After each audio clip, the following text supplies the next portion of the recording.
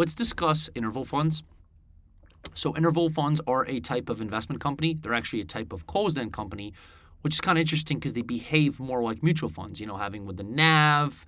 They have what's called like repurchase offers, and they're basically, you can only take out the money at specific intervals, right? Like a mutual fund, which has like the whole daily liquidity. But interval funds are not nearly as liquid as mutual funds. But the reason they're characterized as a closed-end fund instead of an open-end fund, because the key distinction between a closed-end fund and an open-end fund is actually having a fixed number of shares versus having a variable number of shares, meaning you can continuously issue more and more shares. But unlike, a regular closed-end fund, it's not going to trade on the exchange. It's like we talked about, it can only be redeemed at certain intervals.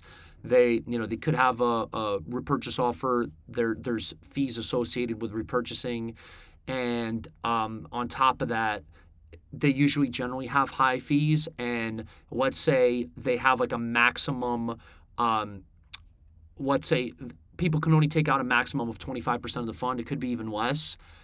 The rest, if people try to take more than that, the money's going to be prorated. It almost becomes like a non-traded REIT in a way, where if people try to take more than is allowed, the money gets prorated, and it can be a giant pain, because even if you want to take out like, $1,000, and if it's getting prorated at like, let's say 80%, that means that you have $200 remaining, and then you have to do another, wait till it's going to have another liquidity event, so it could be like monthly, quarterly, yearly. I've usually seen quarterly, but like, let's say you want to, then you have to wait till the next quarter, and then you're hoping that you can get your full $200 back, but you might not. It might get prorated again. So why would people use interval, or why do people buy into interval funds? Because it allows the fund manager to lock up the money for a longer period of time, because with a mutual fund, you have to be very liquid, because what if everyone decides to take their money out at once?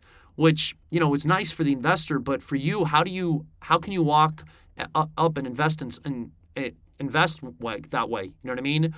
You pretty much have to exclusively focus on stuff on the exchange. Now, you can have up to like 15% of a mutual fund can be in illiquid investments.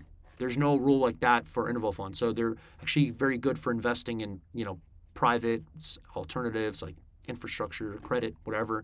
And so just understand that it is an investment company. Even though it behaves and looks more like an open-end fund, it is a closed-end fund because there's a fixed number of shares. There's liquidity at intervals, right? It's going to be more expensive, and it's going to get prorated. Those are really kind of the main points to understand about them. And hope this helps. Please like and subscribe, and hope you have a fantastic rest of your day.